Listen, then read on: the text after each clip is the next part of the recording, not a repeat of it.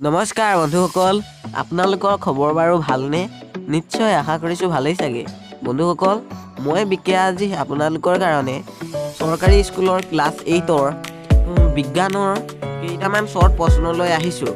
বন্ধুসকল, আপোনালোকে মোৰ এই ভিডিঅ'টো সম্পূৰ্ণকৈ শেষলৈকে চাই থাকিব। বন্ধুসকল, আজি আমাৰ বিজ্ঞানৰ 1 নম্বৰ প্ৰশ্নটো হৈছে বায়ুৰুদ্ধ শস্যৰ ভঁৰালক কি বুলি কোৱা হয়? বন্ধুসকল, উত্তৰটো হৈছে চাইলো। বন্ধুসকল, আমাৰ 2 নম্বৰ প্ৰশ্নটো হৈছে পশুধন পালন কাক বোলে?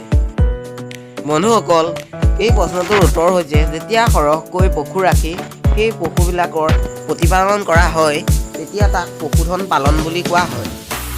বন্ধুসকল, আমাৰ 3 নম্বৰ প্ৰশ্নটো হৈছে কড লিভাৰ তেলত কি ভিটামিন পোৱা যায়?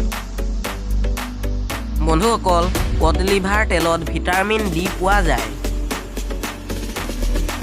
বন্ধুসকল, আপোনালোকে জানেনে বাৰু উদ্ভিদৰ দেহত থকা পানীৰ পৰিমাণ কিমান? বন্ধুসকল, জানিবলৈ ভিডিঅ'টো চাই থাকিব। বন্ধুসকল, উদ্ভিদৰ দেহত থকা পানীৰ পৰিমাণ হৈছে 90%। বন্ধুসকল, আমাৰ আজি 5 নম্বৰ তথা অন্তিম প্ৰশ্নটো হৈছে কিছুমান বীজ পানীৰ ওপৰত উপঙি উঠে কিয়?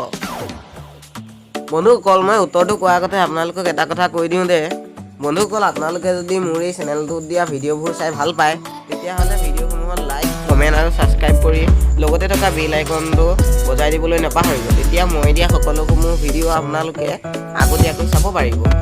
ব'লক এতিয়া উত্তৰটো চাওঁ। বন্ধুসকল, উত্তৰটো হৈছে যে কিছুমান বেয়া আৰু পাতল বীজ পানীত উপঙি উঠে।